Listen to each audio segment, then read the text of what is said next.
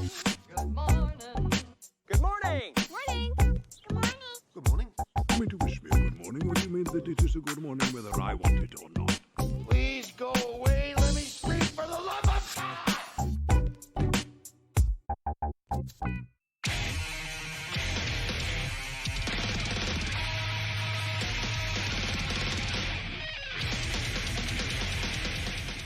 How's that fireball? How does that get you going?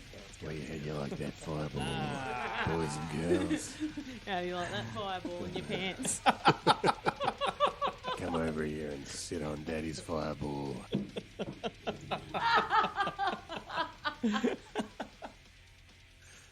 I guess that's one way to start. So last week, Ben, I said that we're not really doing anything festive on the show for the rest of the year. Lies. I spoke too soon. I like nothing more than to prove you wrong. Here we are with the Christmassy of Christmas episodes. It's as Christmassy as it gets. Well, it's December, so why not? That's right. We are like the music in shopping centres. Our Christmas episodes come earlier and earlier every year. That's right. And let's just kick it off. Welcome to Good Movie Monday, everybody. We are the weekly podcast dedicated to nerdy cinematic ramblings. I'm Glenn Cochran, and Ben Helwig sits opposite me. G'day, mate. G'day. How's your week been? Good. I think I'm going to talk like this for the rest of the show. Not again. I like talking like that. I like the beginning of last week's show when I talk like this. That was quite humorous. I felt good about myself. I felt good about the show. I'm going to keep doing it. You're on your cue card speech. I'm on my, hopefully we get some love songs and dedications. Of course, it's another Melzy episode. And Melzy's at the desk. How are you? I'm good. Fireball's tasting great. In your pants or not in your pants. It's all just OnlyFans content, right? From Yeah, here on out. exactly. I need the money, so let's fucking pump it up. I went early on the Fireball and did it last night. You were I got tea bags in my pants. better than tea bags on your forehead, mate. That's right. So, yeah, this week we're talking about Christmas action movies. Christmas action movies. Our special guest, the reason for it, is the Maverick himself, not Mel Gibson, Santa Claus. the legendary John Woo. Oh, okay. Santa Claus. He's got jingle bells. We've got Santa Claus on the show. That's right, boys and girls. We tracked him down. He's got a new movie coming out, thanks to the blokes at Eagle Entertainment. He does have a new action movie coming out called Silent Night, not through Eagle Entertainment. Later in the show, I'm going to play a chat I had with him recently, so that's very exciting. So stick around for that.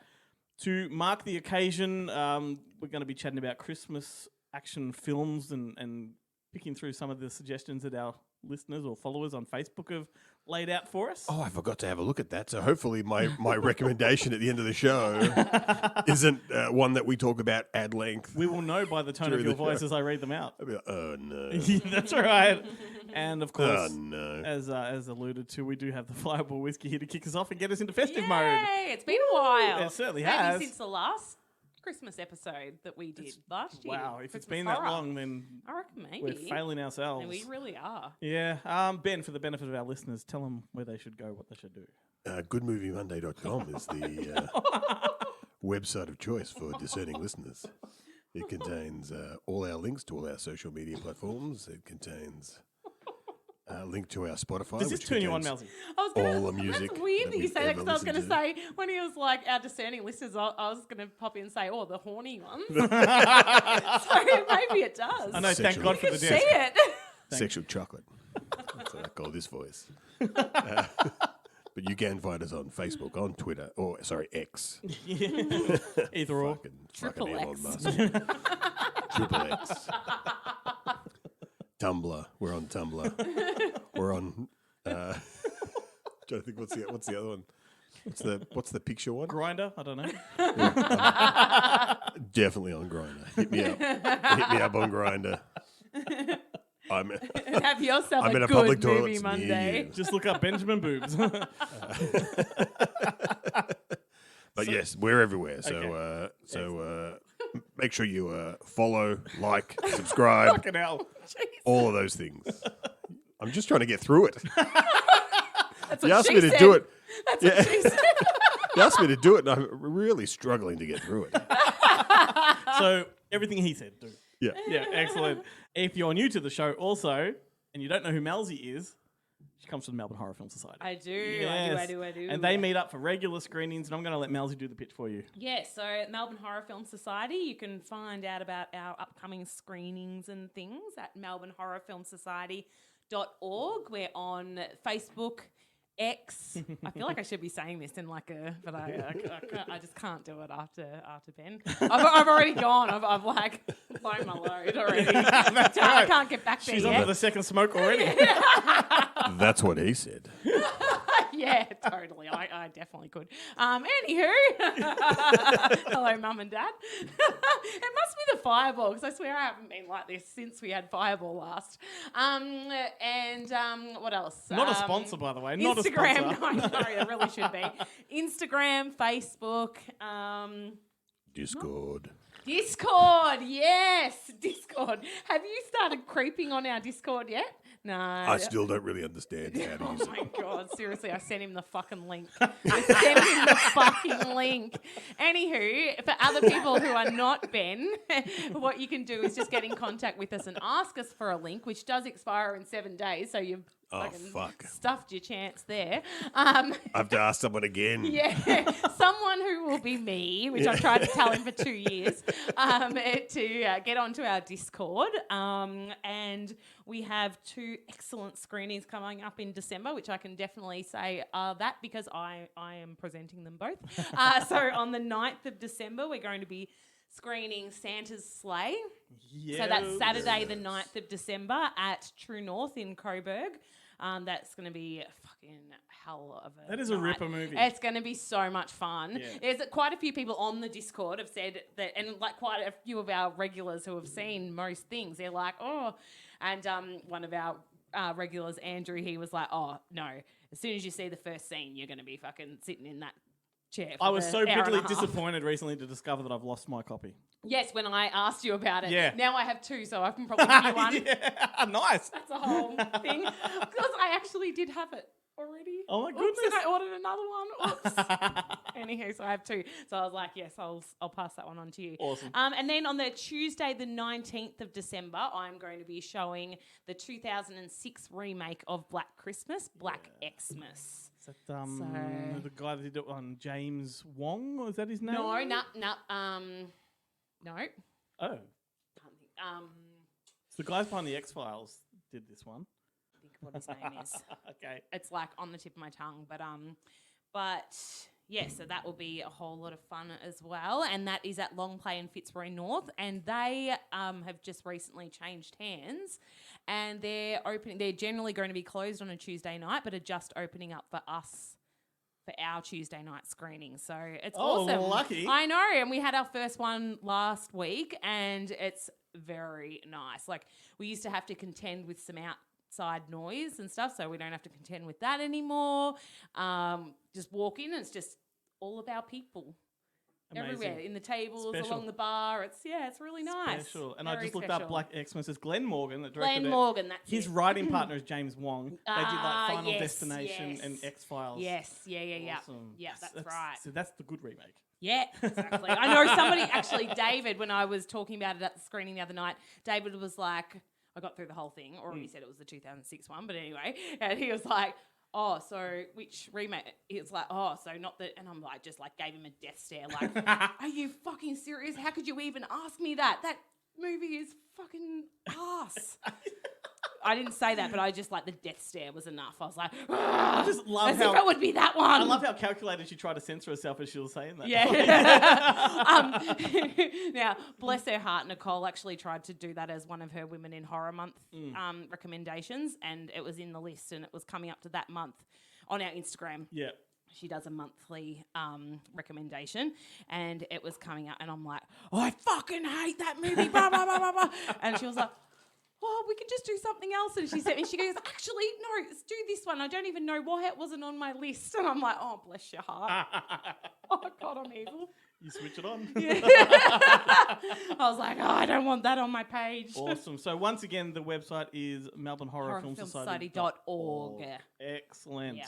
All right, let's push on. Keep listening because we do have that John Woo conversation coming up. We also have the American guys Bonehead Weekly, their podcast, they take over the mic for a little while, and that's going to be fun. I think they're going to talk about John Woo movies exclusively. And we have some banger songs to add to the Spotify playlist. And, of course, right now, I guess I'm going to step out of the room or something, Ben, because you did this whole segment with Jarrett by yourselves. Well, in our defence, we were waiting. We were waiting for the big man to turn up, but he was on the nose beers. I mean, the beers. Yeah, I was a little incapacitated. Drunk on the floor. If you watch the video on social media, you can kind of see him turn up towards the end. Is this on OnlyFans or? Oh, anyway, moving on. Enjoy. And before we throw it to Jarrett, let's put the brakes on the show just for a second so I can promote Newsly. Newsly, of course, is the super app that you all listen to Good Movie Monday on. I know you do. Don't lie. And if you don't get it, go to newsly.me and download it. It is the super app that has all of the podcasts you could possibly want, plus all of the news from around the world. They take the highest trending articles from over 80 different countries, and then they sort of funnel it depending on your search criteria. You know, if you're into news or if you're into current affairs, you might be into entertainment, might be into sports, whatever it is.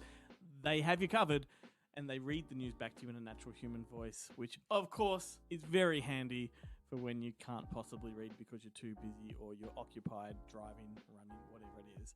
So go to newsly.me, and if you upgrade to their premium service using the code MONDAY, without the O, MNDAY, you can get a whole month of premium for free, a whole lot more for nothing. So go to newsly.me, download it, and now here's Ben and Jarrett. All right, folks, it's time to strap on the spandex because it's time to get physical with old mate Jarrett Gunn. How's it going, buddy? It's good, Ben. It's very good. I'm glad that you threw in the physical reference there because I was listening back to one of the previous podcasts, and it's true. I don't know if I really say PE class that often. So when I actually say, stay physical at the end, people are probably just like, what's this guy's deal with fitness? We can only see his upper torso. Is his bottom really ripped or something? The rest of it, and I've noticed that some Glenn in the last couple of months, Glenn has gotten really lazy with the intros with you. Like when you start, I don't know if they make it into the show, but when he starts recording with us, it's just like, Jarrett's here to talk about something. That's pretty much it. I hear the lead in, on the recording that goes out, and I'm like, oh, okay, well, at least I'm coming up. But then I just kind of come out of nowhere, so like a bull out of a gate. But this week's home entertainment, Ben, the good news is that it's you and I, so we don't have to talk about those filthy DVDs, because God knows there's quite a few of them coming out this week, but I'm not going to talk about any of them. If they don't have a 4K or Blu-ray release, they're not rating a mention, so we won't talk about those I'm films. surprised that you even mentioned things that don't have a Dolby Atmos soundtrack. Yeah, it's true. Well, it's getting to that stage now, isn't it, really? Like, even the Blu-rays have got Dolby Atmos. For instance, The Nun 2, a film that I've yet to see that I probably won't watch because I didn't enjoy the first one, and I realise life's precious, and there's only so many hours in a day, and I'd sooner rewatch something that, I know is going to be shit, but, is, say, made 20, 30 years ago, even earlier. But yeah, Nun 2's coming out on 4K Ultra HD Blu-ray DVD. It's got 2 featurettes. Both of them run for about 5 to 7 minutes, so it is literally the things you would watch on YouTube. No real added value. And the Blu-ray and the 4K have Dolby Atmos, so if you don't want the uptick in quality, if you don't want to see The Nun in 4K, you can watch it on Blu-ray and still enjoy the Dolby Atmos. Who put this one out, Jared? Who's the... it's a Warner title, but it's been distributed on Home-Ent through Roadshow, because they got that weird agreement. Roadshow still looks after Warner's Home-Ent, Universal look after the theatrical.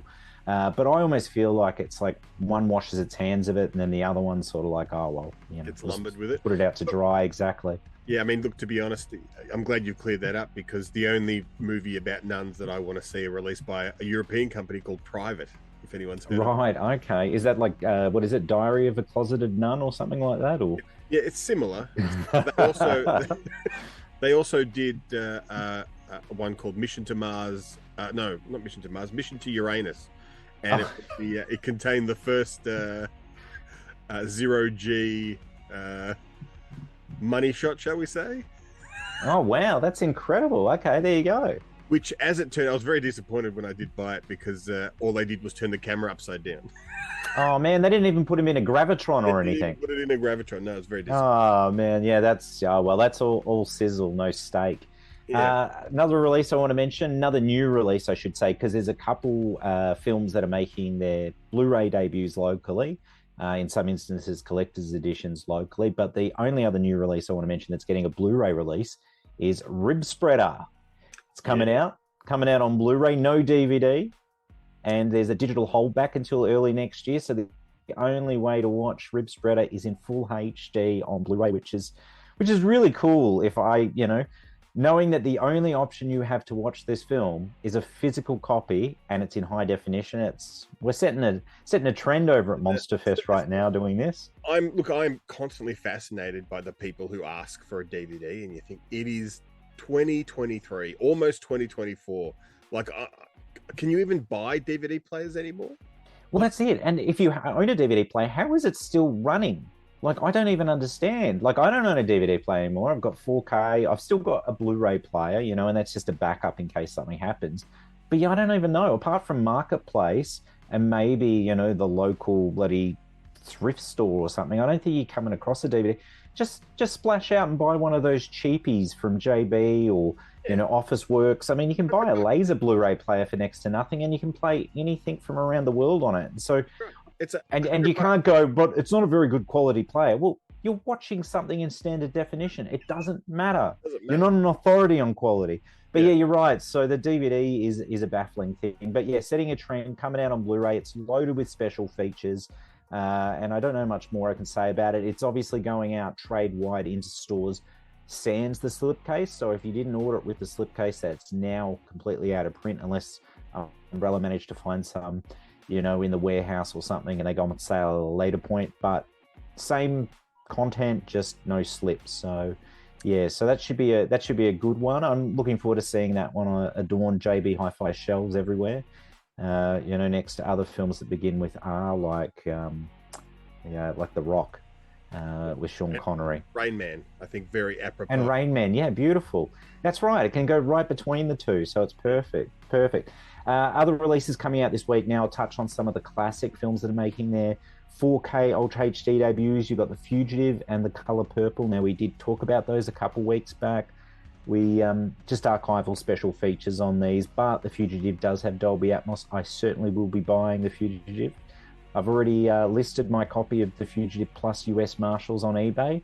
Hopefully someone will purchase that and I can put those funds toward the 4K. And then I don't need US Marshals anymore. I never revisited it after the theatrical. Arguably, no one but Glenn needs US Marshals. Precisely. And I'm sure it'll be on Tubi. If anywhere it should be seen, it's probably Tubi. But don't get me wrong, I love a Tommy Lee Jones movie as much as the next guy. But totally. But I don't need to own it. I don't have. Yeah, it's a streaming one. I feel like it went straight out of my head the minute I saw it. Went out the other end, in one ear, out the other. That Tommy Lee Jones one he did with the cheerleaders. What was that? Oh, Man of the House. It was Man of the House. I get confused because there's the Chevy Chase, Joseph, what's his name, Jonathan Taylor Thomas film Man of the House as well. Yeah. So, damn these filmmakers. It's not Lee Butler's Man of the House. It's Tommy Lee Jones's Man of the House. But okay, other classics we've got coming out. Now, these are all coming from Umbrella. We've got first up Lord of Illusions. Now, this is the Blu-ray debut of this one locally. It did get a release through Cinema Cult on DVD back in the day, but now Umbrella are putting it out with both the theatrical and the unrated director's cut. Well, technically it's rated. It's just the director's cut, but an abundance of special features. There's even 2 new featurettes on this release. There certainly are. There's an interview with, of course, I guess we should clarify that I put this together for Umbrella. It's true. And I'm struggling to remember what these extra features are. I think there was one with Howard Berger. The special effects guy, the K&B, B of K&B Effects. And then there's Scott Bakula's Towelboy. I think he provides no, I think there's a special feature. His name's Steve Hardy, which is odd because our boss is Grant Hardy at Monster, but Steve Hardy is the production designer on the film.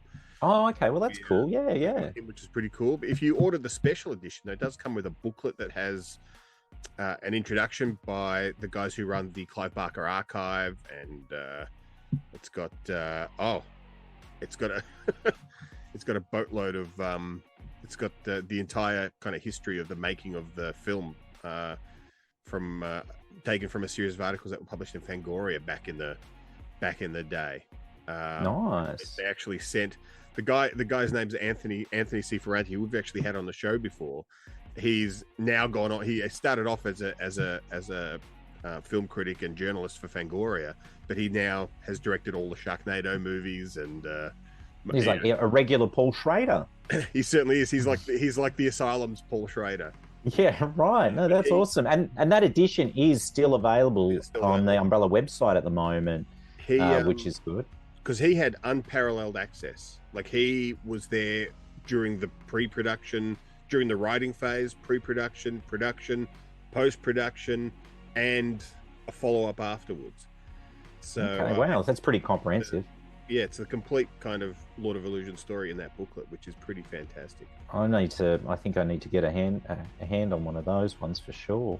Then, of course, Red Rock West is coming out on Blu-ray, and now this is probably, I guess, the definitive edition now, given that it's got all the special feature content that's on the final cut release from the UK. Not almost all of it. It's missing an interview with. There's an interview with the actor on the UK release that we couldn't get because we couldn't track him down to get his permission. Right, but it does have a video essay by John Harrison on JT Walsh. It does have a video essay. And it's got some other stuff too. It does have some other extras. I just can't think of them off the top. Is this like a neo noir trailer reel, perhaps, or something like that nature? Is that on there? There is a John Dahl trailer reel. Nice, excellent. On there, and there's the commentary with John Dahl, Rick Dahl, and Roald Dahl. Is he on there as well? Roald Dahl. Yeah, he's yeah. He just inserts weird things about giants, and they all rhyme. So it's one of those odd commentaries, where they just cut people in. Yes. Like, yep. Special. Very nice. And once again, it's got a great booklet that comes with it. And I think you edited that, John Harrison. I did. Yeah, it was fantastic. And funnily enough, like, I just watched the other day. What was it I watched with JT Walsh? Oh, Needful Things. I just watched that, and then when I was channel surfing, maybe a night after Outbreak was on TV, so I saw JT in that as well, and got stuck watching that. I want Umbrella to do a release of that, but of course that's stuck with Warner. But I'm pretty sure you could get Kevin Spacey for a commentary these days. He'd be available to do that. I think he's got a lot of free time to commit to working on prior projects. I guess it depends on who you hire to moderate it. Well, that's true too, yeah. And the last one I want to mention is Monkey Shines, which is coming out from Umbrella. And now this is pretty definitive, because this does have, as I believe, it's got all the special feature content that's on the Scream Factory release that was also on the Eureka release in the UK. I don't know if the actual disc has any new content. I know the collector's edition does. It's got, a booklet and some art cards and a fold-out poster, I think. Yeah, it's got fantastic art by Giorgio Credaro. That's on the rigid case that comes in this. Right, yeah. With the special edition. There's essays in the booklet by you. And oh yeah, that's right. I did do one. Yes. On Orion horror films, and Lee Gambon wrote something for it, and there's also an interview with Joyce Van Patten. These two, I will say, these two releases were problematic because they were basically put together during the strike, so we couldn't get any cast or writers. Yeah, or writers, which wouldn't have made that much of a difference with Monkey Shines, seeing as he is no longer with us. Yeah, no, he penned the screenplay. I mean, you could have got the author who wrote the novel. I've never read the novel to know whether, where it sort of sits. But again, dealing with authors is pretty tricky. We've had an experience dealing with the author of a novelization that's refused to respond, who's just dropped off completely. Still waiting for those. He's just waiting for the right moment. to answer 10 questions or 15 is, questions. yeah, it is problematic, but it is. Look, it's a pretty jam-packed release. I think it is. Yeah, I would use the word definitive. Yeah, absolutely. I don't see this until there's a 4K, and I just don't see that happening anytime soon, to be honest. Yeah. But yeah, no. So there's some fantastic releases coming out this week, and now I'll briefly mention Umbrella. Obviously announced their new releases for February last Friday, and among them was 2 Rutger Hauer films. They've got The Hitcher, and they've also got Flesh and Blood as well. I'm quite excited to check out Flesh and Blood again, and I'm curious to see what source they'll use for the transfer of The Hitcher, whether it'll be this new restoration or an existing HD master. But I haven't probed them yet, and I know that it was just as big a news to you as it were to me. I didn't know anything about it until it. I mean, I knew it was in the works, but I didn't know that it was anywhere near being ready to announce. So yeah, look, that's interesting. I don't know what master is being used on it, or what if they're correcting the existing master, or they're using that. Which Second Sight? I mean, Second Sight have been promising that release for a long time. For eons. Initially, they were promising the 4K. Then they said, no, we can only do Blu-ray because we've been unable to track down the original negative, and we're just working from whether it was. I don't think it was even into positive. Well, what source it was, but then they were able to get the negative, and so then the work began again, and now it's pretty much you get a message every 2 months to say, hey, we're still working on it, letting you know It's coming. It's coming along. So I mean, look, they did it with Dawn of the Dead and Martin, but we ended up getting those and their stellar releases. So I guess patience pays off. But I will be interested to hear your take on Flesh and Blood when you do watch it again, because it is, like, to say politically incorrect by today's standards, it is pretty. I literally not seen it since the Roadshow tape, and I remember it being a really harrowing experience because there was a scene with Jennifer Jason Leigh in it that I think it was Jennifer Jason Leigh that really stuck with me, and it was just pretty brutal. Incredibly. I'm surprised that one even got released in Queensland, in all honesty. In all honesty, it's incredibly graphic. But, yeah. And it must have been shot. I'm assuming a lot of it was shot here because it's Jack Thompson and Tom Burlinson are in it. And why would you? Yeah, have that's a good question. If it wasn't shot, Yeah, I don't know too much. No, yeah, you're right. Of it, but you would think if you and Rutger Hauer was here not long after for Salute of the Jugger as well, which they shot over here as well. So it would kind of make sense. Yeah, I don't know. Anyway, Benjamin. Master is missing. Oh, it is. Yeah, of course it is. Yeah, because there's a German release out there, which I think is the alternate cut of it. But yeah, that's a strange one, but it's a highly coveted title. People really want a good release. What's the other title? Something Heroes? Something of Heroes? Yeah, I can't remember. Yeah, it does can't have recall. Yeah, it's a really. If Glenn was here, he wouldn't know either. We'll probably tell me on the show after we finish. Yes. All right, Benjamin. Well, until next week, stay physical. In my defense, Ben, I haven't been lazy on those intros with Jared. I have been trying to incorporate his segment fluently into the show, as if he's just, he's on the desk, part of the fabric. But point taken.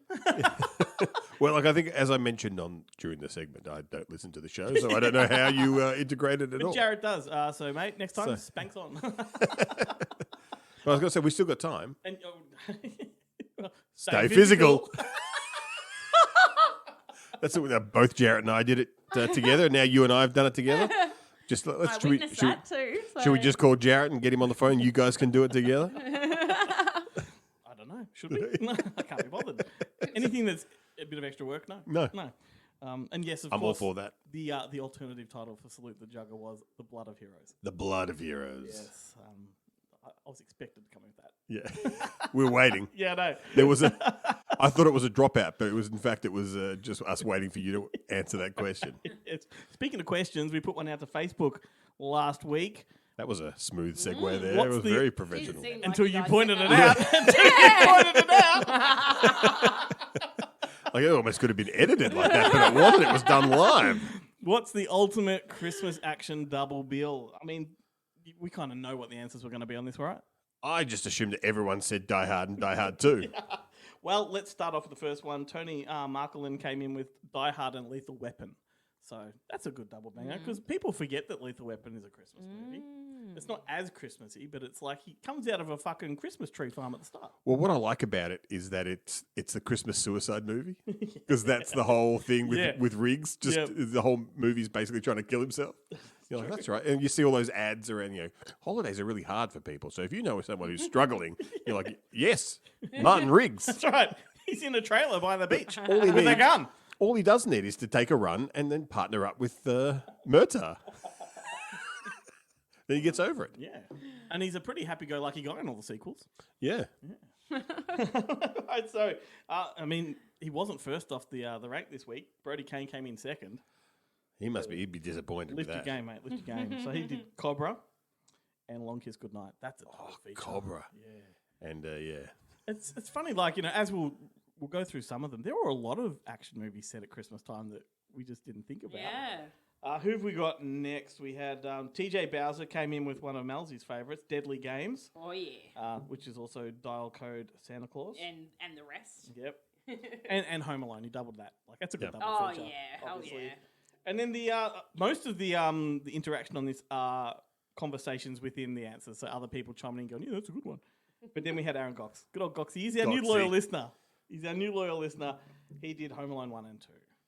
Oh yeah. classic double. But I am disappointed. The movie that I will be recommending at the end of the show was included in that list. It was. Was it Deadly Games? It was funny. That was Long Kiss Goodnight because we talked about it.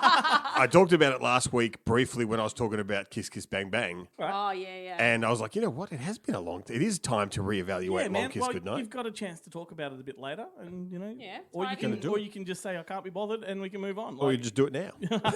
let's talk about some other ones. So obviously we had Die Hard 1 and 2, Lethal Weapon, Cobra, I forgot that Cobra was a Christmas movie, and so's Rambo, First Blood. and Cobra is also the movie that introduced the idea of cutting pizza with scissors. Yeah, that's right. But yeah, First Blood, the first Yeah, Rambo movie. yeah, Like yeah. when he goes into the cop shop at the start, there's all Christmas decorations. Yeah, But then right. particularly at the end with the showdown when all the town goes down, the Christmas lights come up. It's Come like, on, yeah, it's not explicitly Christmas, yeah, but yeah, but fuck. the setting is there that counts. on Her Majesty's Secret Service, the James Bond. film. Yes, that's right. That takes place at Christmas. Less Than Zero. Is that Shane Black? Ooh. Less Than Zero, the one with Robert Downey Jr. Yeah, yeah.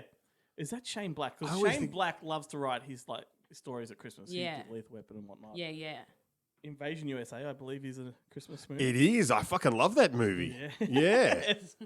Feel free to stop and talk about any of these because I've got a few to go through. That's is it Matt Frewer? Oh, Matt no, Frewer and Chuck Norris. Is it Chuck Norris? oh no, in sorry, that? your Invasion USA. I thought you were talking about Invasion. Is it Invasion Beverly Hills? Oh, I don't know. Is that the one where they clear out the Beverly Hills neighborhood because of some I Like- don't know that one. like a toxic gas leak or something like that? But it's actually all the cops are actually just criminals dressed up as cops, and they I basically love that. ransack the Beverly Hills neighborhood. Well, there you go. There's your new recommendation. That sounds great. I've got to look it up and All find right, out. they're on their phones, everyone. My passcode and my face thing no longer work, so I can't get into my phone. Well, one that was a recommendation of mine last year when we did the Christmas episode, I believe it was Fat Man, the new Mel Oh, Gibson. yeah. The Mel cinema. Gibson one, I yeah. love that. That's Yep, got yep. Walter Goggins, and it's really fucking great. Like it's a very Rambo-like action movie. Santa's got to defend himself from a naughty boy that's grown up and wants revenge. Cool. Yeah, that's right. I remember you talking about that. But Santa's on hard times and he's like got to fire all the Yeah. owls. Oh, hilarious. Violent Night was the recent David Harbour Yes, one. Yep. Long Kiss Goodnight. Reindeer Games. Oh, yep. Reindeer Games. Reindeer Games, of course, it's a Christmas movie. The I just thought it was Ben Affleck does push-ups in prison, The Last and Boy Charlize Scouts? Theron gets her boobies out. Which is Shane Black again, The Last Boy Scouts. I think, did Shane Black do that one? I think he did. Yeah, Fact check me, people. I think so. It's a reason for people to comment. Just fact check me. Drop us a line. Ronin is Christmas. Oh, is it? Rocky 4. Yes, yeah. Here's one I didn't know until I was And Rocky looking it up. 5? Is Rocky 5 Christmas? It's winter, but I don't think it's Christmas. Right. Born Identity. I had no idea that was Christmas. Oh. But according Yeah. to all the lists you look Yeah, up, right. it is. I mean, once Yeah, I again, can't it's winter. Yeah. Yeah. I mean, Like, when is it's it- winter in America, it's close to Christmas. Yeah. And in Europe. Yeah, that. Oh yeah. Yeah. Northern Hemisphere. Let's just put it that way. Behind Enemy Lines, I didn't know that was Christmas themed, and Dark Angel. So that's all I got. That's right, behind him because he crashed. That's the whole thing. Gene Hackman wants to bring him home for Christmas. Now, I haven't watched this yet because I was meant to watch it last night. But, yet again, I'm like, oh, there's this good movie on, Christmas movie on Disney Plus that we should watch tonight. Had it all set up, ready to go. Oh, yeah, I've already watched that. Ruben, the 5-year-old who's fucking seen everything. The Naughty Nine apparently is very, very excellent. I almost watched it the other night because I haven't seen it yet, it reminded me of the Paul Fig film Unaccompanied Minors about the kids trapped in an airport waiting to go home at Christmas and they get snowed in. So they run amok apparently through the it's airport. really good. But It has that vibe because it's a whole bunch of kids. Yeah, And yeah. Don't they do it like they do a siege on the North Pole? Yes, because they've all yeah, been 'cause put on they're the all naughty on list. the naughty list. yeah. Yeah. Looks great. Yes, And it's I meant to don't be know his really name, but I good. love the kid in the lead. He's been good in a few things. Yeah. I was spewing. I was like, Just do it right. anyway. So we ended up, I will. Yeah. But, he would have only watched it really recently. So I was like, fine. So we ended up watching The Floor is Lava instead. Fuck I was like, that. okay, That TV show. Yes. Oh, God. I mean, that's kind of God. like Double Dare when I we was were just kids. like, oh, You remember Double Dare, don't you, Ben? Sorry, what?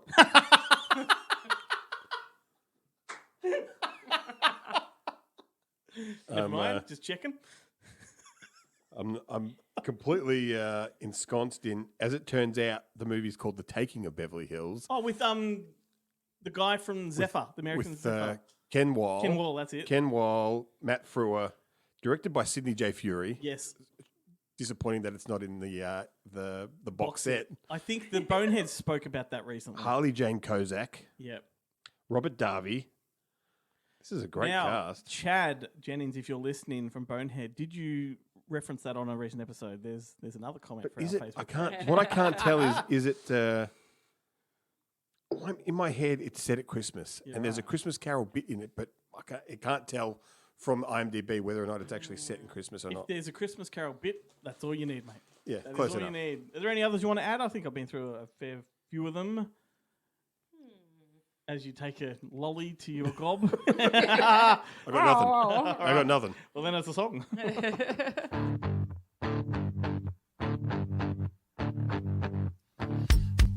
Turn around, they're coming to choose your haircut, the language you use. I miss California, you're misunderstood. Oh yeah, we're all misunderstood.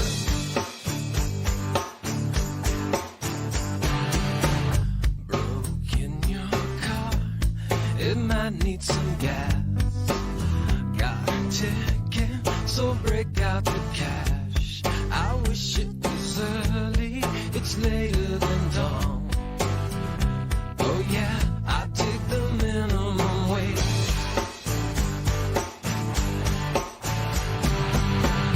Doubt is your cause. Tomorrow, man, can't get there alone. Oh yeah, doubt is your cause. Tomorrow, man, can't get there alone. Oh yeah.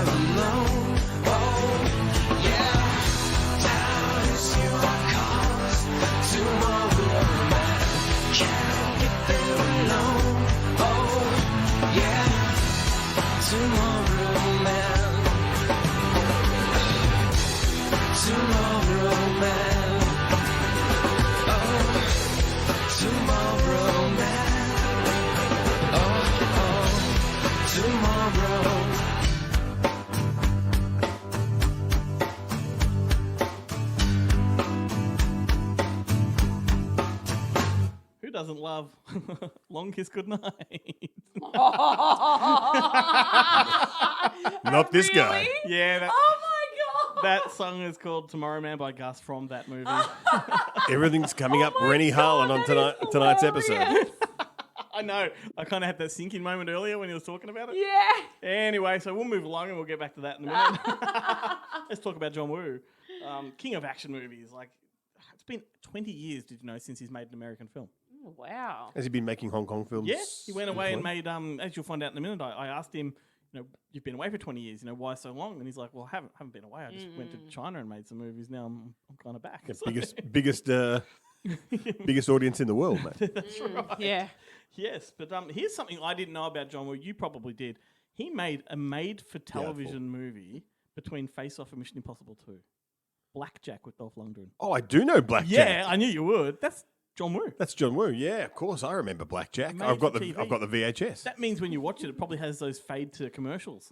That's what I love. My favorite thing about made-for-TV movies is that for the majority here, they weren't made for TV. I mean, they were made for TV, but we never got them on TV. We got them on video as a new release movie. Yeah. You're like, this is just totally legit film. Yeah, Classic $7. Classic Poison Ivy with Michael J. Fox. I always thought that was a theatrical film, and it has those fade marks where the commercials come in. Yeah. And you're like, no, and they used to do it a lot of the time with pilots. Yeah. Pilots of TV shows that Well, we never got here. I believe that one was a pilot. Right. Yeah. Well, I found it. I got one.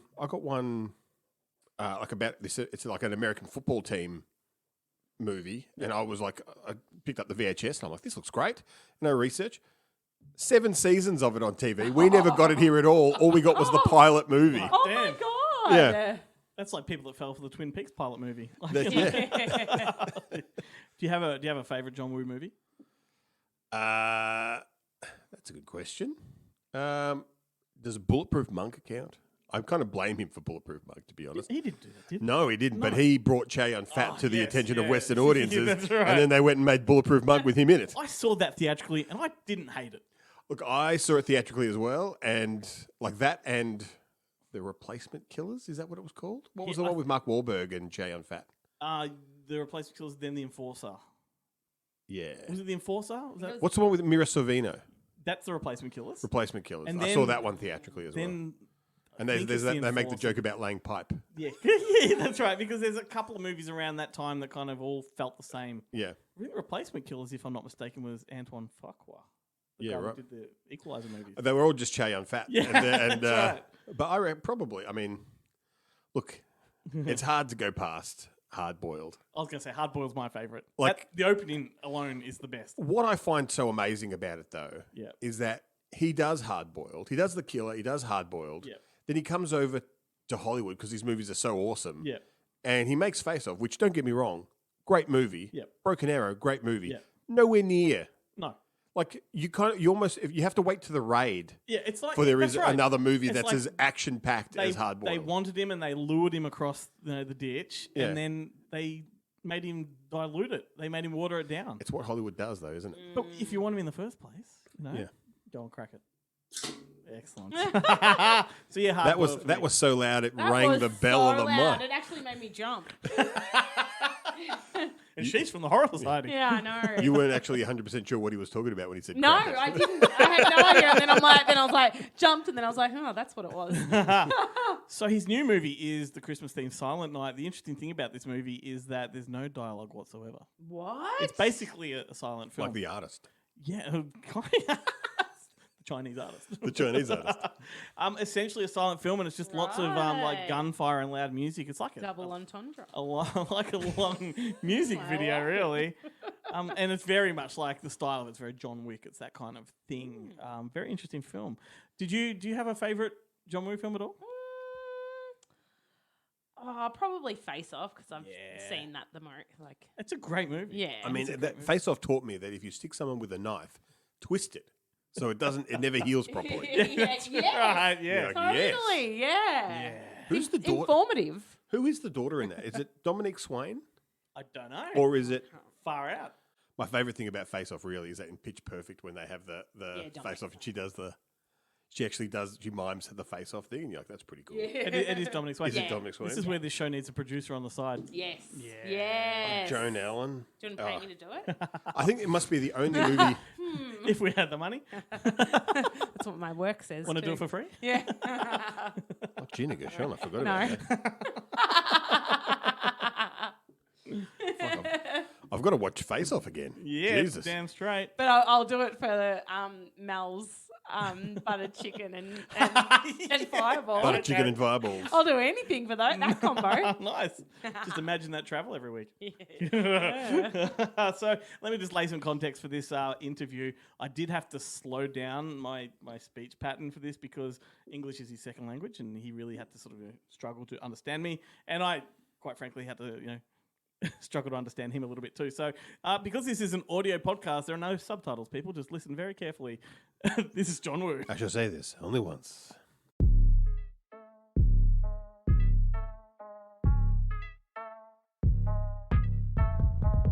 G'day, John. Hi. Thanks for chatting. I'm a massive fan of yours. I hope you're well.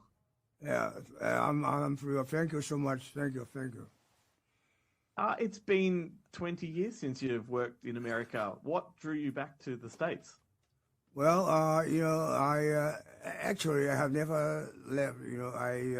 I just went to China to make a 2 or 3 movies, and it just really, try to make a change. After paycheck, since I couldn't get any better script anymore, so I have to, try something else. And then after I made all those Chinese movies, some worked pretty good, some didn't work well.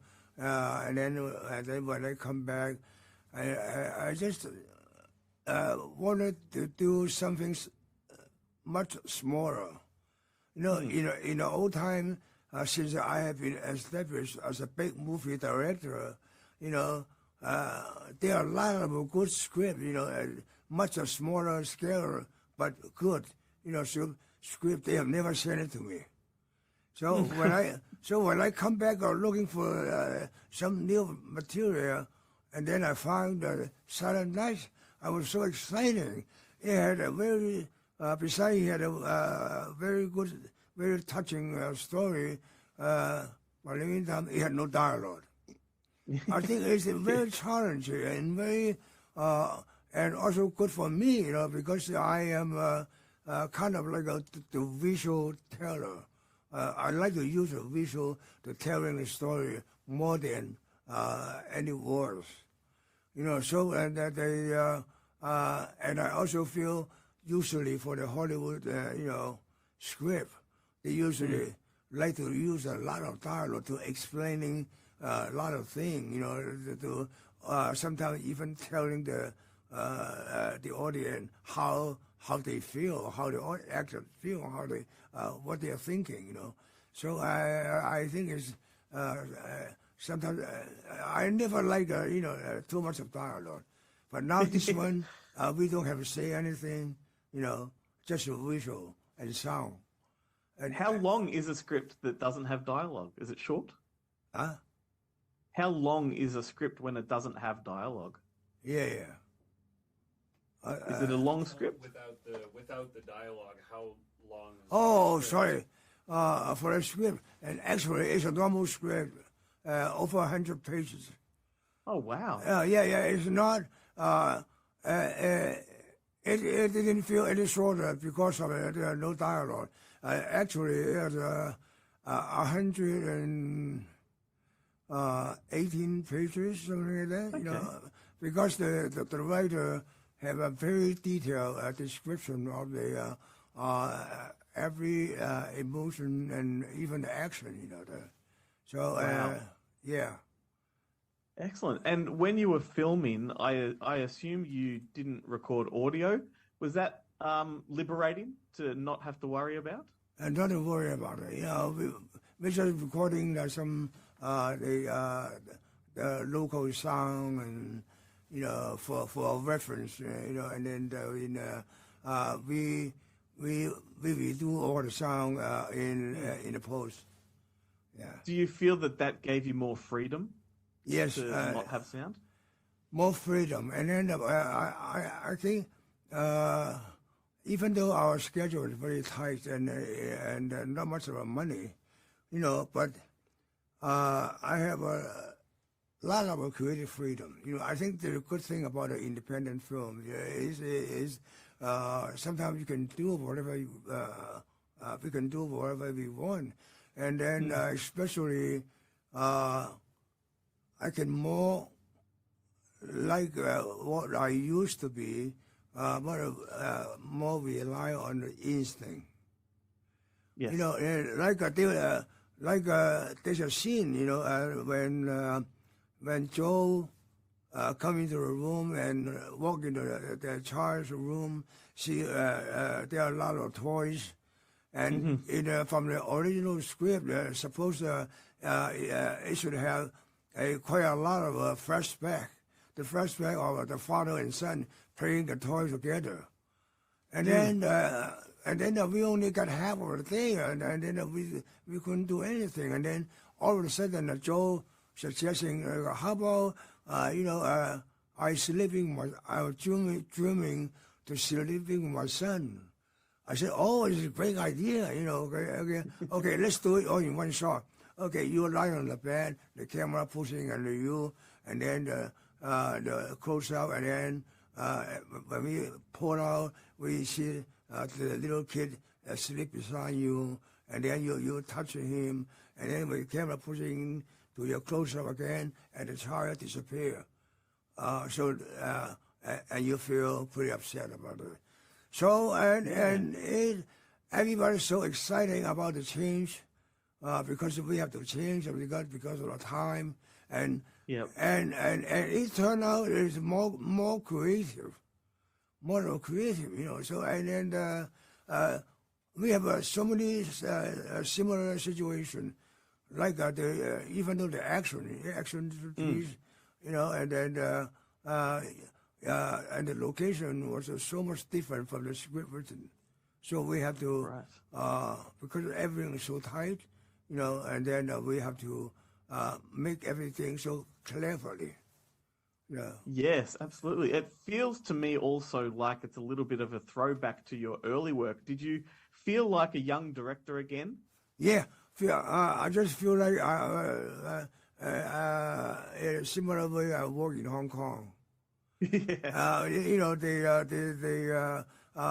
We used to work with a much smaller team, and we all know each other as a family, and then and the director have full control. Yeah. The director can can be a auteur, for a movie. I can. So that's why I can shoot like the killer with no script. The whole thing all in my mind. I just shot what I feel, what I want. So it was similar situations like that. So it reminded me of a big movie in Hong Kong. I love that. I also felt that this movie felt very much like, almost like a comic book. Were you inspired by any other kind of medium, like anime or anything like that? Well, earlier time, yes. I used to read a magazine. they kind of comic book, but not a superhero type. It's I like the kind of comic book about the good and bad, the good and evil, against each other, and then something making fun with politics, thing. And then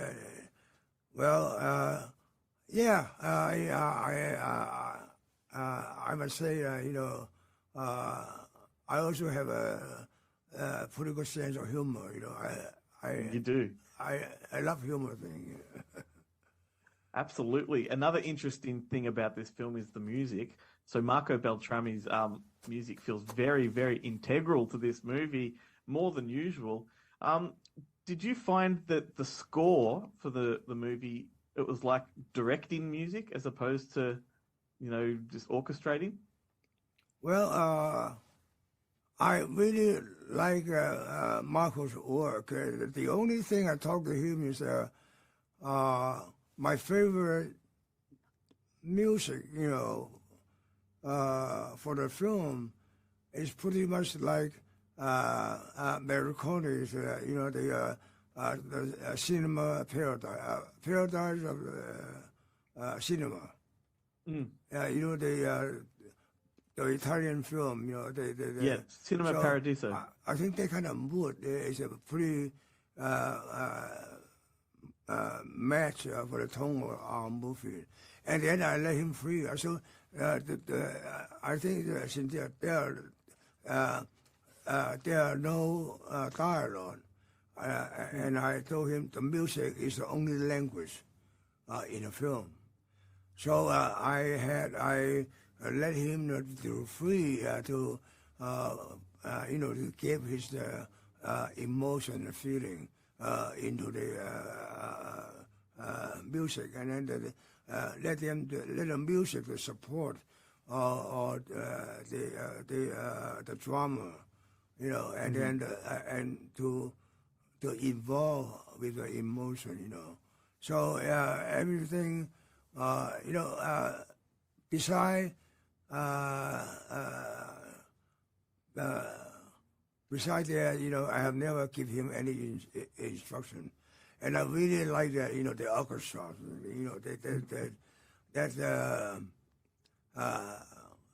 that really could give the movie a great quality, feel. Absolutely, he's done a remarkable job, and the music is very, very integral to the story. Before I wrap up and say goodbye, I'd like to ask one final question. Filmmaking has changed a lot over the years since you started making films. What's been the biggest change for you? No, there are not much change for me because I didn't care much about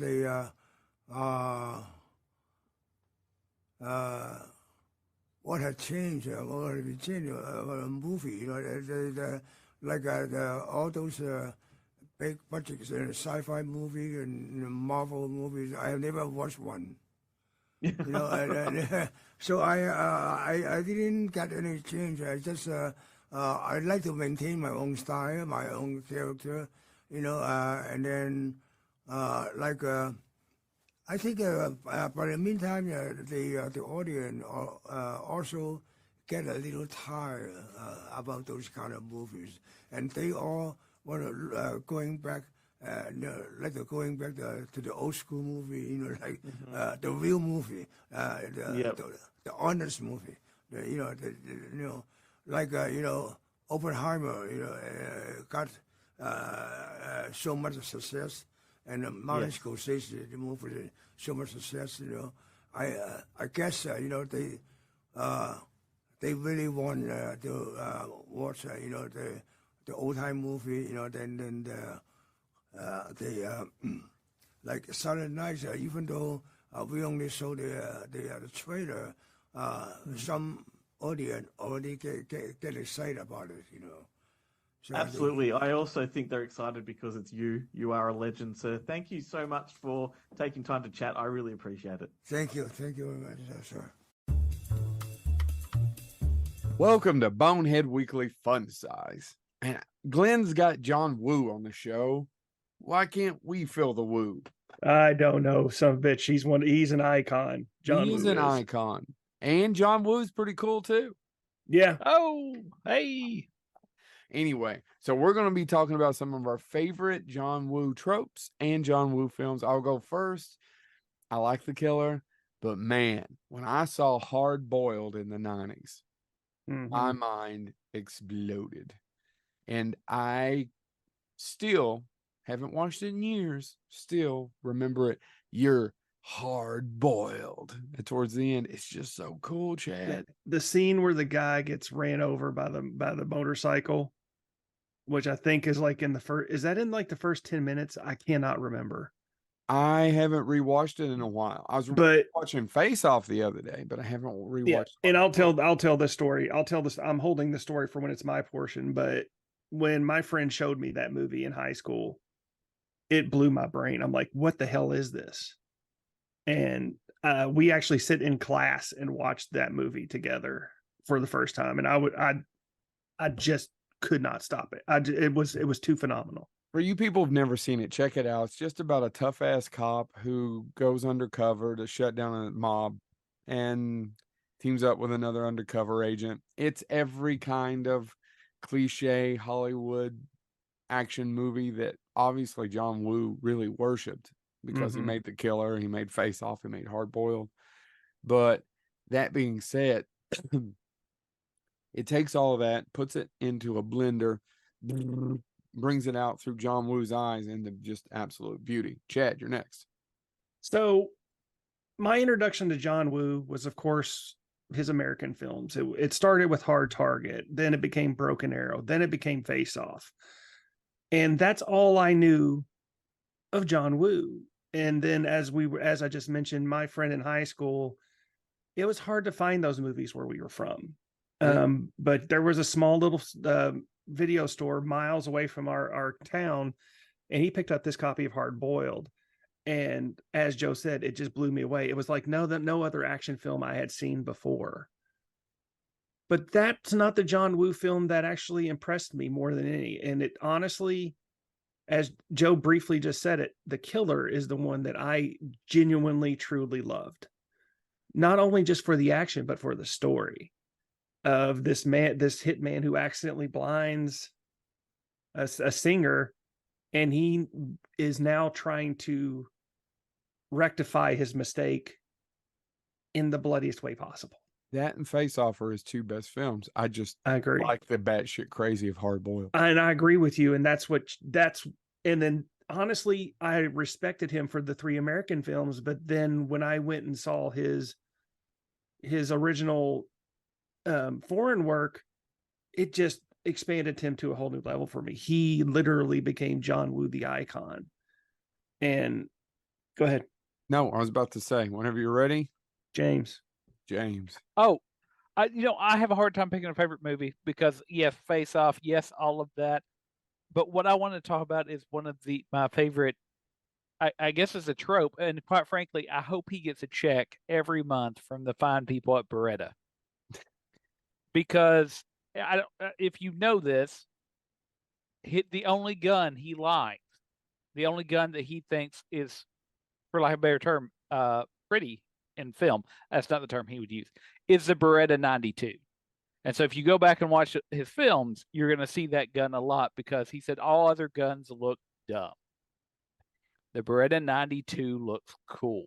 And in all fairness, go back and watch it when he's doing, for lack of a better term, gun fu, when those guns are flying everywhere and all that stuff, his guns look cool. Yeah. Well, we're totally jealous. It works well. We're totally jealous that they've got Good Movie Mondays. John Woo's on Good Movie Monday. Anyway, this has been a Bonehead Weekly Fun Size. Well, there you go. Thank you to the Boneheads. Hard Boiled for the win. It's like it's a no-brainer. Full drawn conclusion. All right, we're up to recommendations. We are near the end of the show. Can you believe it?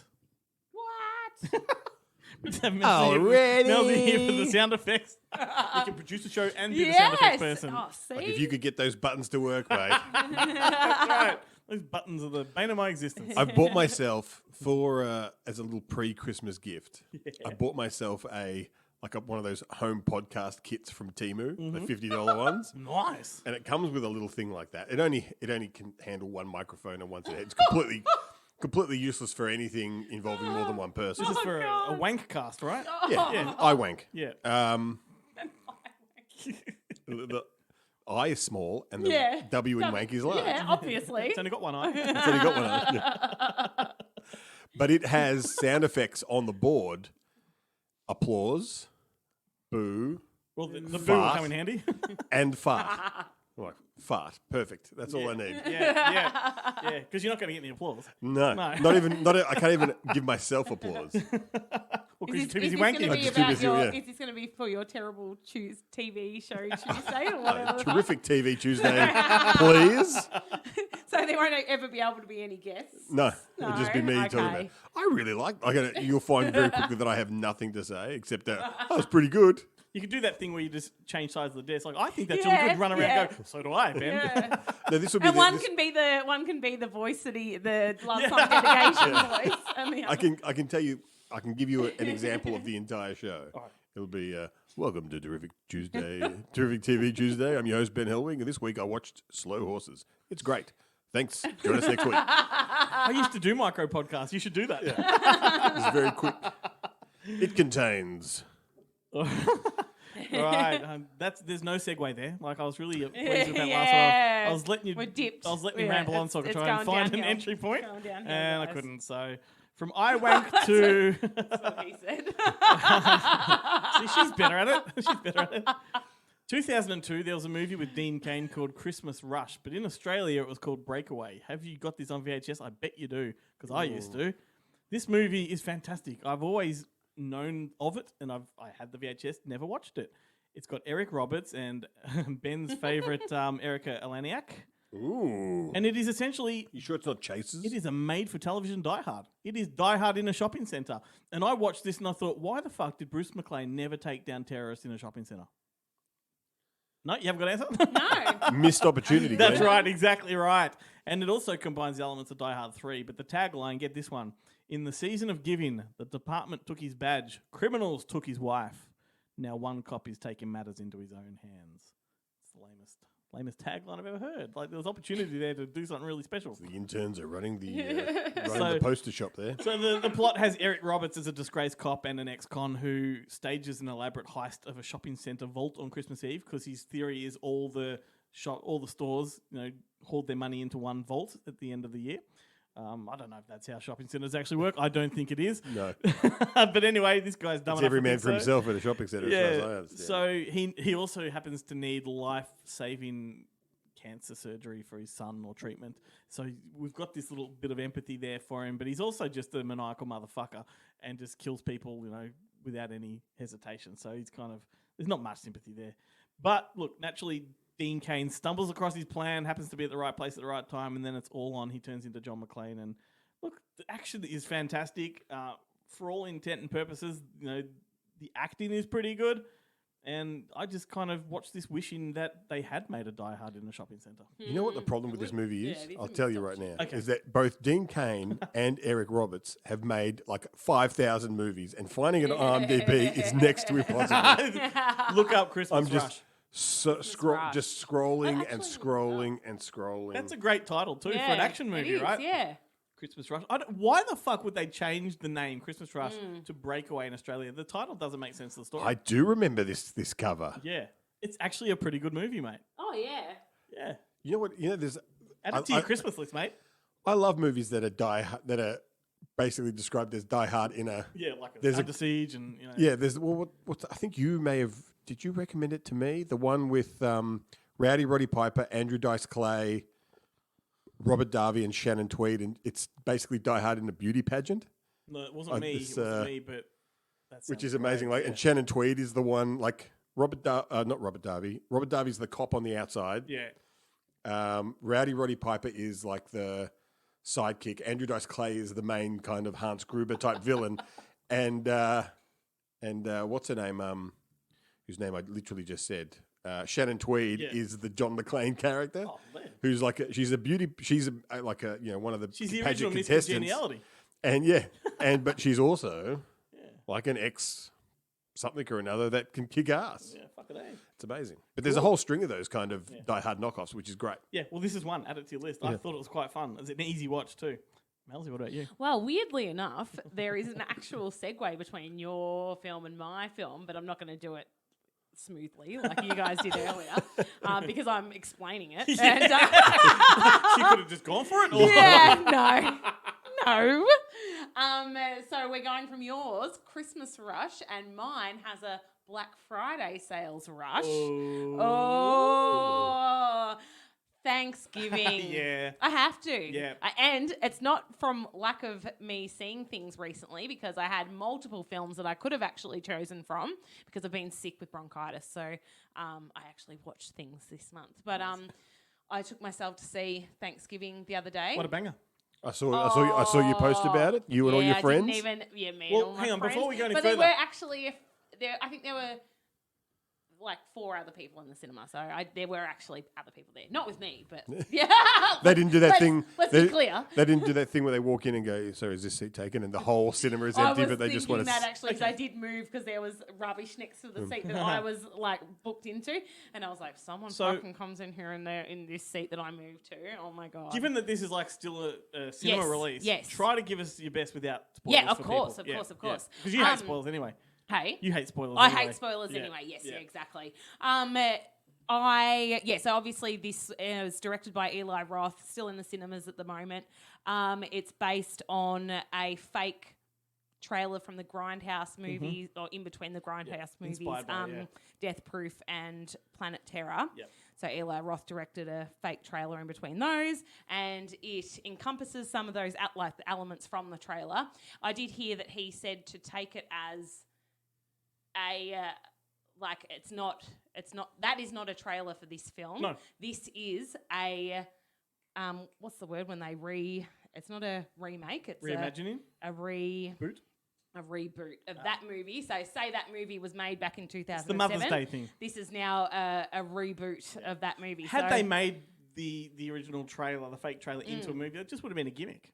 It would have been just a really exactly, and that's because I've heard some people say, "Oh, I kind of wish that it had been like that," and then people are like, "No, it wouldn't have." Yeah. I mean, and people are like, "Oh, because those fucking movies they weren't a success back in 2007. But so also, why would you even do that?" But also, like that was the joke, right? Yeah, that it was exactly. very grindhousey. But also, movies that were made back in the 70s weren't trying to be bad. No. So that's where and that's the thing, and it's not bad. It is fucking great. Did Tony the Tiger just enter the room? What? Tony the Tiger? Great. The Frosty Fruits. They're great. Oh my god! I literally same color hair as you. Well, I changed it today, so maybe that has happened just all in this today. Just work. I walked out of the cinema like I was texting on the Discord. I was on the Discord, which someone on the Discord did say, "Oh, thanks for the invite." I'm like, "I don't fucking go with anybody to anything." But I was like, in big capital letters, I am obsessed. Get to this movie stat. Like that's all in capital letters. I'm like, I fucking loved it. I just loved it. If you love your 70s and 80s slashes, this is definitely one you want to get into. It's and it's hardcore. I loved all the characters. I'm not one to pick things, but I probably did kind of pick it a little bit. Yeah, I did. Those scabs on your arm would disagree with it. But it didn't matter. But it was so fun. Like I'm just sitting here in the background waiting so for jokes. fun. Yeah, I loved it so much. And it has the most wonderful Black Friday sale opening. Oh my god! It certainly did what Black Friday the movie should have done. Yeah. And it's like it's got commentaries in it and stuff, but like done in. I was fucking cacking up the whole way through it. Like I was just giggling the whole way through. The best part is it makes fun of Gen Z. Yeah. In a big way. Yeah. Yeah, awesome. Massive recommendation. Great recommendation. Yeah. All right, we all know what Ben's going to talk about. Take it away. Yeah. Imagine if he shocks us with something else right now. Yeah, I was literally just trying to think of something else. Yeah. What it's going to talk about, what it's going to talk about. Yeah, I can't even think Breakdown. of anything. Yeah. Did you know Breakdown happens at Christmas? Oh my God, what? Home for the Holidays? That's an action movie, right? The one with the geese? What movie character do you think is Samuel L. Jackson's favourite he's ever played? His personal favourite? I reckon it's got to be, well... No, you tell me. What do you reckon? I reckon it's Frank in New York and Ernest in Chicago. Long Kiss Goodnight? That's the Long Kiss Goodnight gag. Yeah. That was my bit. That's his... That's my favourite bit in the movie. He's on TV right at the end with Larry King, and he's like, well, I always believe in being frank and earnest with the ladies. In New York, I'm Frank, and in Chicago, I'm Ernest. You are correct. He loves it. He wants to do it again as well. Look, I saw it theatrically when it came out, and I fucking loved it. Yeah. I haven't seen it. So Wow. Yeah, I don't think so. Then it's a banger. Yeah. Then I saw it on home video, and I was like, "Oh, that's a bit cheesy. I don't really like Very this." Very cheesy. Yeah. And so then I haven't kind of watched it in 20 years. Like the alarming thing is, I think Gina Davis is like 35 in it. Yeah, I know. And you're like, fucking hell. God. This makes me feel old. Yeah. Makes me feel old just hearing about it. Yeah. But basically, the movie's about Gina Davis lives in a small town with her boyfriend and her daughter. And she's been there for 8 years, and she just washed up on the shore 8 years prior with amnesia and was 2 months pregnant. Oh, wow. And basically, she's gone through multiple private detectives trying to find out who she is, and she's down to like literally the worst private detective left, which is Samuel L. Jackson. But he manages. He's like, and Samuel L. Jackson, his character is so good. Yeah. He basically at the start of the movie, he's got this sideline where his secretary is a prostitute, and they basically set up married men. And like he pretends to be so she takes the men to bed, and he busts in with him and his fellow cops and shake them down for money, but he's too cheap to pay anyone to pretend to be the fake cops, so he just gets homeless people who are like drunk and they can't remember their lines, they don't do anything, like one of them pukes in the middle of the arrest and stuff. He's such a good character, but then. In the course of the movie, she kind of remembers who she is and goes about, tracking down her old employers. What she doesn't know is a lot has changed in the 8 years that she's been out of the business, and the landscape is completely different. So she's basically, stepping on the wrong toes. Yeah. When she comes back, and it just turns into this giant action movie. It's great. Like, and there's a great part with Brian Cox, who's also in it. Where he's at his introduction in the film, he's sitting there in dinner with his wife, who looks like she's virtually catatonic, but she's got this little dog in her lap, and the dog is just licking its ass. And Brian Cox is trying to eat, and he's like, Jesus Christ, your dog and my appetite are mutually incompatible. Your dog has been licking its ass for the last 3 hours straight. And I think we can agree that either whatever was up there is not coming out, or was never there to begin with, or whatever it is. It's this great bit. But it's almost like, I guess the concept of it's very much almost like a comedic role reversal of the Bourne Identity. Yeah. Yeah, it she really becomes is. this fucking spy or secret agent. Yeah. And look, it is hilarious. I'm pretty sure it's because it's Rennie Harlan. It was like... Yeah. When they were married and he was creating films for her. Yeah, and I think it would have been the one before Cutthroat Island. Yeah, I think so. That pretty much ended his... Well, not ended his career, but... Because he was like... It sunk him for a while. Yeah, he was like the number one... Die Hard 2. Yeah, number one director in Hollywood kind of at the time. Yeah. Or very close to it. Yeah, absolutely. Like he was the... cliffhanger, like he was doing. Yeah, big he was things. doing the big action. He was the Michael Bay of his time. Yeah, for sure. And unfortunately, Michael Bay deserves to crash as hard as Rennie Harlan did. But it says a lot when you've got someone like Samuel L. Jackson that does not need a dime. Like he is a very a wealthy man, and he has all these blockbusters, in his back pocket. Yeah. He wants to do a part 2. Yeah, like that says a lot about the character. character. Totally, it would be great. Yeah, it would be fantastic. Yeah. And I think Gina Davis is on board too. If I saw a Comic-Con panel, what else is she doing? Exactly right. Besides going for rants on the internet, it all just comes down to Hollywood. Like, do it. Somebody just give him some money. Or Samuel, you're rich enough to do it yourself, mate. Yeah. But would Gina and Rennie talking? Like, are they? We don't need Rennie anymore. You wouldn't get Rennie back to direct it? No, he's Michael Bay? busy doing his Strangers trilogy. Yeah, get Michael Bay in there. No, he wouldn't do someone else's property, would he? I reckon now he would. All right, maybe. I don't know who's a hot shot. Get John Woo in there. Get one of the John Wick guys. Oh yeah. Wow, Chad that'd be shit. Stalinsky or whatever his name is. Yeah, that'd be shit though. Get one of the guy. Get one of the indie guys that got roped into doing a Star Wars movie, but then ran into the brick wall that is Kathleen Kennedy and didn't actually get to do any directing. Like, get one of the Chronicle guy or something. Yeah, sounds like a plan. Chronicle guys. Yeah. No. I've made all the Hang on, decisions for you, wasn't fellas. Chronicle like Max Landis? Well, I thought he wrote it. Well, maybe he did. Yeah. We don't want him on. Because that was I think he was only writing stuff. I think he got cancelled a while ago. I think he's been cancelled now, yeah. Anyway. Oh, has he? Yeah, he has. Oh. Yes, don't ask me how. Yeah. I'll I'll go down that rabbit hole. No doubt. when I get home. No doubt there's nothing worth cancelling. No, but it runs in his family, doesn't it? Doing bad things. Does it? Another rabbit hole. Another rabbit hole. Go down the Will John... I start with John or go Max? down the John Landis rabbit hole. Okay, yeah, right. How that man continued to work excellent. afterwards is beyond me. Really? Yeah, bangers afterwards too. But anyway, we'll get into that another I'm time. excited for my 2-hour drive home to then get into this. All right. Well, Isn't there a Mousy? doco on that? Isn't there a doco on I it? believe so. really? Yeah. It's the It's the making I might of. recommend It's actually the No. making of doco on the It's- DVD. Isn't it like one of those Netflix shows where it's like Hollywood horror stories, Ah, like yeah, right. behind the scenes disasters on Oh, movies? I know. Yeah, Yes. Yeah. But there's more to it than that. Anyway, we're being very ambiguous for the audience listening. Yeah. There you go. Just in case Get one your- day we get get John your- Landis on the show get and your he thumbs goes back and Googling. listens to every episode. Yeah. Got their work cut out for them now. listeners. Absolutely. So, Mousy, thanks for being here. Thanks for having me. Hope you enjoyed the drinks. I did. Excellent. Future producer over there. Because I don't do it for my day job or anything. Yeah, that's right. Ben, as always, thank you. Thank you, Glenn. This is kind of a tie-in to Long Kiss Goodnight because it is the Again. theme music from Born Identity. It's that Moby track. Yeah. Can you do it? Like, No. Something like that? No. I do quite like that song. I like it when it plays on the Enemy board. to come back sometime. Is that one? No. Huh? How do you know that? I don't know that one. Sing it again. No.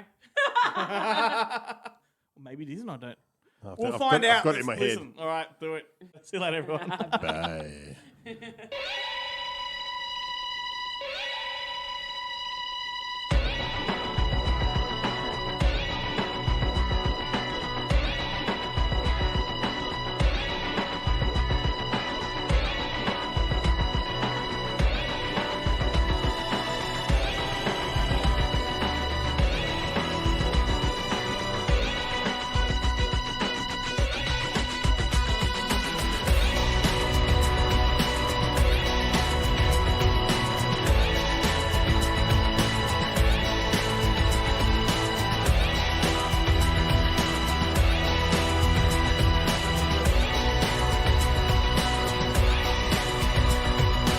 Extreme ways are back again.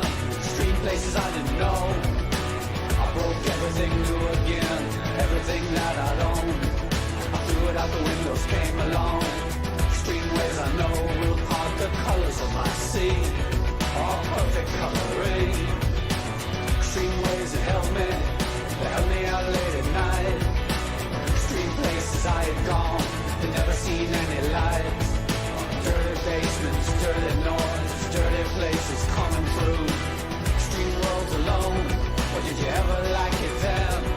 Oh, I would stand in line for this. There's always room in life for this. Oh, babe, then it fell apart.